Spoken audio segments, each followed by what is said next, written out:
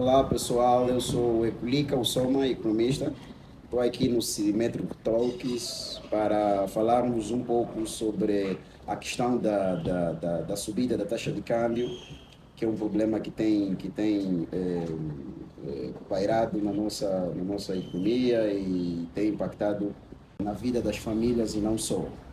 Antes de nós entendermos qual o impacto da taxa de câmbio, precisamos entender por que a taxa de câmbio tem disparado. A taxa de câmbio, como qualquer outro preço da economia, né, ela é explicada exatamente pela variação da demanda e da procura. E na taxa de câmbio não é diferente.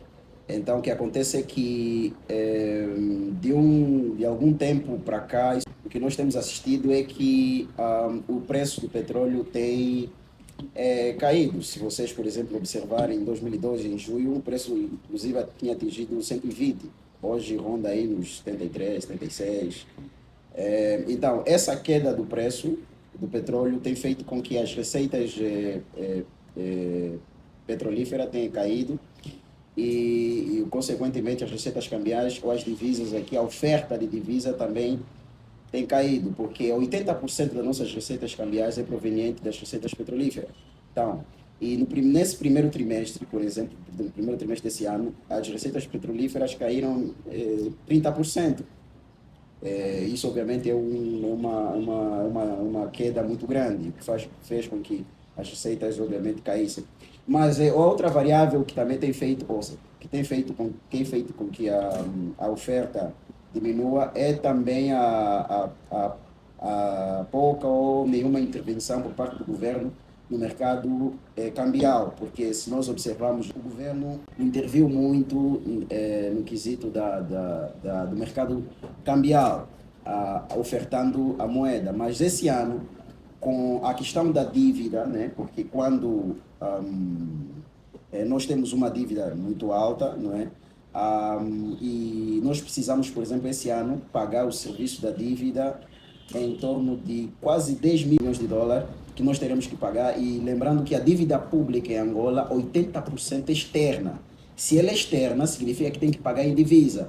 O governo, ao sair do mercado, o objetivo é conservar as moedas que nós temos para fazer face ao pagamento dessa dívida, que seria muito grave se o governo não conseguisse honrar com seus compromissos. Teríamos dificuldade, por exemplo, em ter acesso ou conseguir mais contrair dívida externa, caso a gente dá calote, ou seja, caso a gente não consiga honrar com os compromissos. Isso criaria instabilidade e a expectativa dos agentes econômicos alteraria, os investidores não quereriam, então estariam reticentes em investir na nossa economia. Então, isso fez com que a oferta de divisa no mercado cambial reduzisse, e quando uma oferta de um bem entra em queda e a demanda permanece, isso obviamente faz com que o preço suba.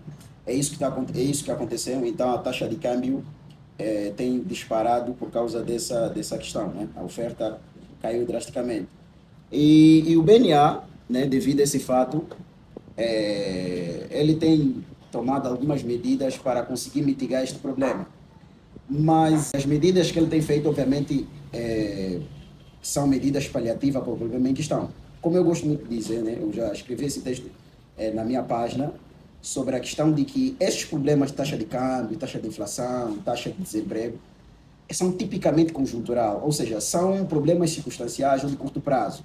Entretanto, em se tratando da nossa economia, a forma como ela é estruturada, nós temos uma economia estruturalmente distorcida, faz com que esses problemas sejam estrutural. Ou seja, se nós realmente quisermos conseguir mitigar esses problemas, é necessário que nós alteremos a estrutura da nossa economia. Ou seja, precisamos diminuir a nossa excessiva dependência do mercado externo relativamente, por exemplo, à importação, e também diversificar as nossas fontes de cambiagem, né? A não depender unicamente dessa commodity que é o petróleo e obviamente, se tratando de uma commodity, nós não temos controle algum. E uma das medidas que o governo através do BNA, tem estado a fazer é exatamente adotar uma política monetária restricionista, ou seja, enxugar a massa monetária na economia. É por isso que nós temos estado a assistir às falta de liquidez por parte dos bancos. Né? É que se o governo... Nós temos uma taxa, devido à taxa de câmbio, que tem impactado na taxa de inflação, e que tem diminuído o poder de compra das famílias, e a fome tem aumentado, é, e incluindo essa taxa de inflação, inclui também a parte do choque da gasolina no preço. E o principal objetivo do BNA é exatamente reduzir a taxa de inflação ou procurar estabilidade de preço. Então, vendo que a taxa de inflação está alta, o BNA então adotou uma política restricionista diminuindo a massa monetária, e isso faz com que, primeiro, diminua a quantidade do Kwanza na economia. Se diminuir a quantidade do Kwanza na economia, isso faz com que a procura do dólar em relação ao Kwanza também diminua. Porque as pessoas procuram o dólar, por exemplo, né, ou o euro, através do Kwanza. Eles têm o Kwanza e vão procurar dólar. Mas se tiver pouco Kwanza, então as pessoas também têm tendência de procurar menos dólar.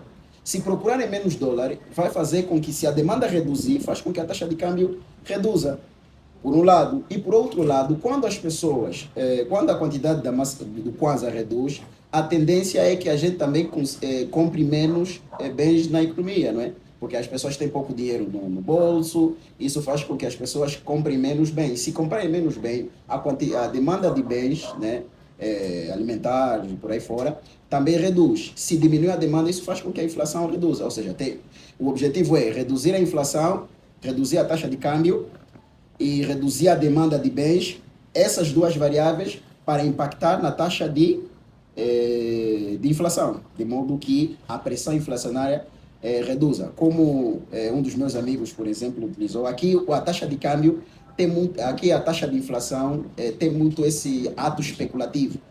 Quando a taxa de câmbio, quando a taxa de inflação sobe, a tendência é que as pessoas, tanto as famílias quanto as empresas, têm tendência de imaginar o seguinte: se a taxa de inflação subiu hoje, é porque amanhã poderá subir muito mais. O que as pessoas quererão fazer? É comprar muito mais bens e serviços hoje. Só que isso faz com que a taxa de inflação suba cada vez mais.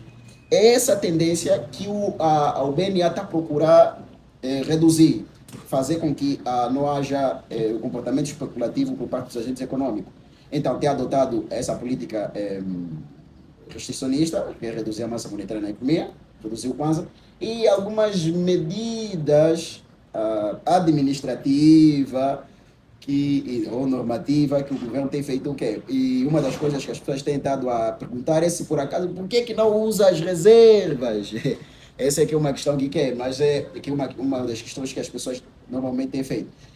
Olha, usar reservas será muito perigoso para a nossa economia, porque lembrando que nós precisamos de reserva para garantir a segurança por parte dos nossos credores externos, porque se nossos credores externos darem conta que nós não temos reservas para mitigar a eventual falta de divisas, obviamente eles não quererão mais nos emprestar. E dificilmente nós vamos conseguir também atrair investimento direto estrangeiro, que estamos a precisar e muito. Sem investimento direto estrangeiro, a nossa economia não irá avançar, não irá alavancar, e por isso é que aconselha-se, eu, por exemplo, sou apologista de que se a nossa estratégia para o crescimento econômico é através do investimento estrangeiro, não através de linha de financiamento. Isso de ir buscar dinheiro fora e poder investir aqui. Aqui nós temos muitos problemas estruturais que nos impedem de nós usufruirmos da melhor forma possível das linhas de financiamento que nós temos estado a receber. Então, a melhor forma é através do investimento estrangeiro, porque ali vamos importar tecnologia, e isso também vai permitir que nós integremos o nosso sistema monetário ao mercado internacional, ao mercado financeiro internacional. Mas uma coisa é certa: a única forma de nós conseguirmos, pelo menos, diminuir ou mitigar esse problema de forma sustentável é através do investimento na agricultura, é através da redução da dependência de importação de bens, e principalmente de bens de consumo. Se nós não conseguirmos eh, eliminar os constrangimentos que fazem com que nosso setor agrícola desenvolva, não conseguiremos, de nenhuma sorte, não conseguiremos reduzir a taxa de câmbio de forma sustentável ou de forma sistemática. É a agricultura, é o setor agrícola onde nós devemos nos exigir, nos focar. Se nós não investirmos, não eliminarmos os constrangimentos, as distorções estruturais, como estamos a dizer aqui da questão de investirmos no sistema de irrigação, nas vias de acesso para ligarmos o campo e a zona rural e o mercado urbano, estamos a falar de investirmos nos engenheiros agrônomos para estudarmos a nossa terra. Então, se nós não eliminarmos todos esses constrangimentos, esses problemas que nós estamos a ver, esse aumento e redução da taxa de câmbio, sempre vamos viver. A única forma de nós eliminarmos isso e termos estabilidade na taxa de câmbio é nós investirmos na agricultura.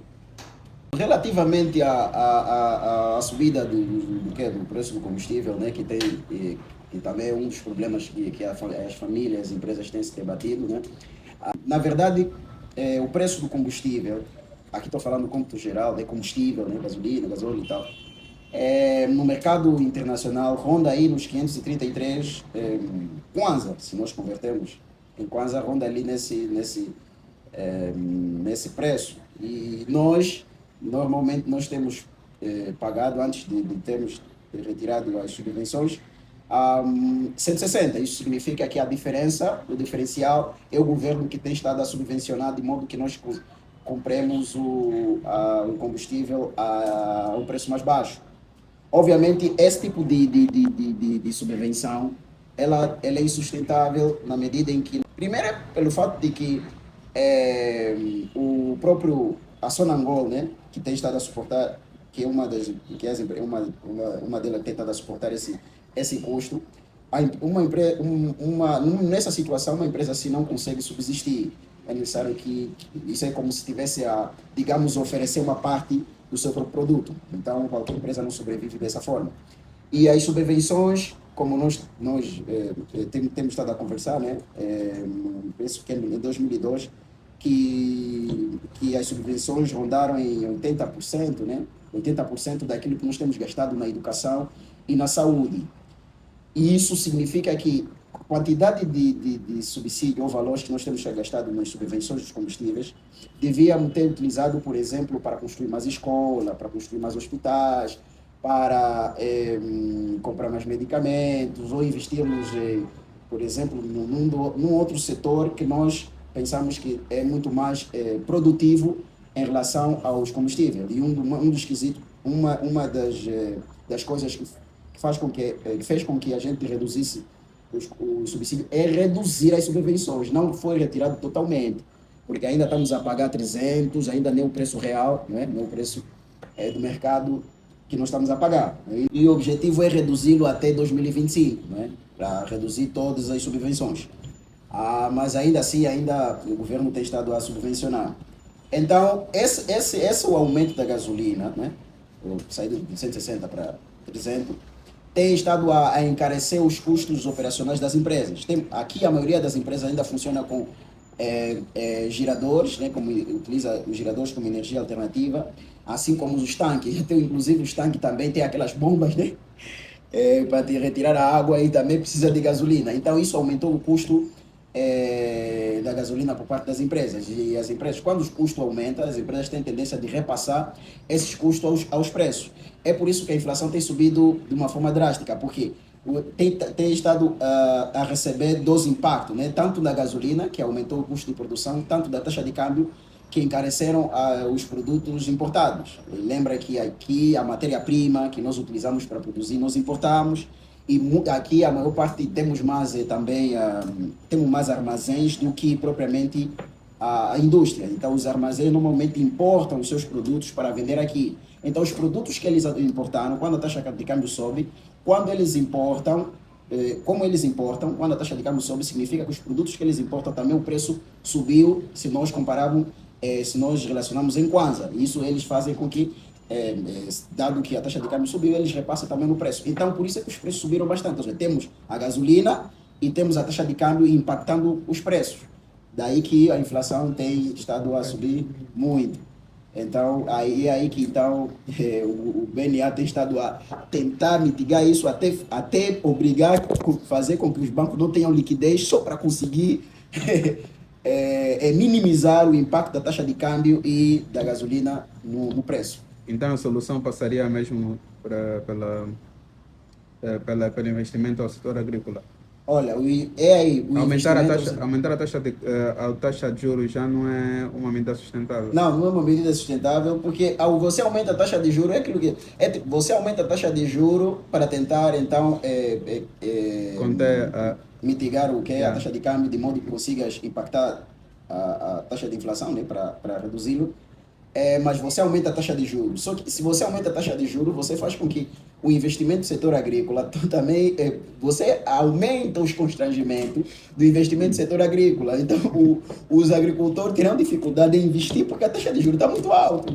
Fazendo com que a oferta de bens, veja bem, a taxa de câmbio faz com que a oferta de bens externo diminua. Porque a oferta aqui que nós temos para consumir tem duas fontes, a externa mais a interna. Só que com o aumento da taxa de câmbio faz com que a oferta interna diminua, porque a importação reduz. E com essa medida a taxa de juros sobe, faz com que a oferta interna também reduz.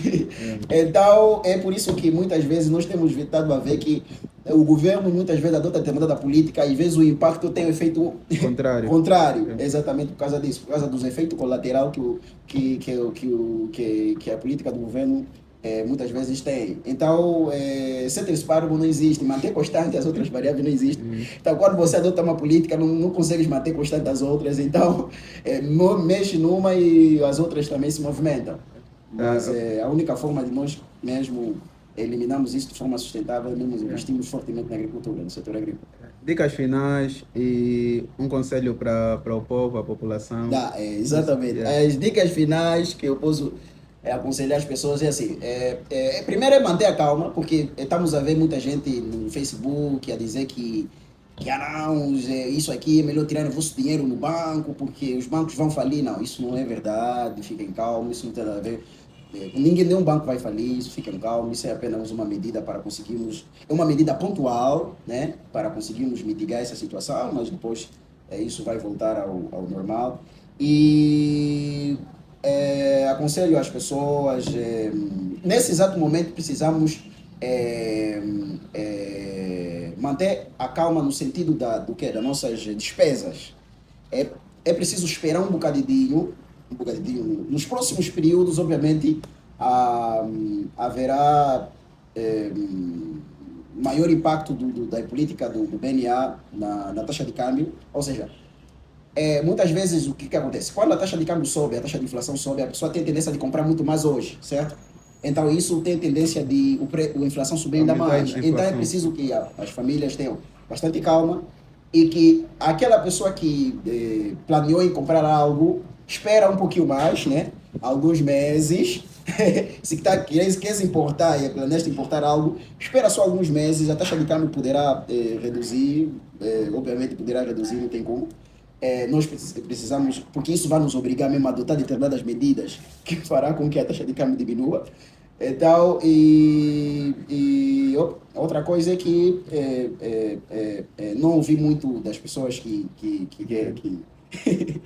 têm pouco conhecimento dos princípios da economia básica e não simplesmente aceitar e procurar se informar mais e ler um pouquinho mais para que então não possamos porque assim, na economia tem aquilo que chamamos de quê? De profecia autorrealizável, né? Quando você espera que a inflação suba, ela sube mesmo, né? Você vai tomar uma atitude que fará com que a inflação suba. Então, as considerações finais é isso. Nós teremos mais outras intervenções, então fique atento, segue o canal, Semente Talk. Qualquer situação que haverá no país, nós então sempre estaremos aqui para ajudar a população a estar melhor informado, a estar melhor capacitado para poder entender as situações. No Facebook, Se quiserem mais, ler os artigos relacionados à economia e não só, podem seguir na minha página Economia, Análise Econômica, ou me seguir, meu nome no Facebook é Kulica Usoma. Tamo junto.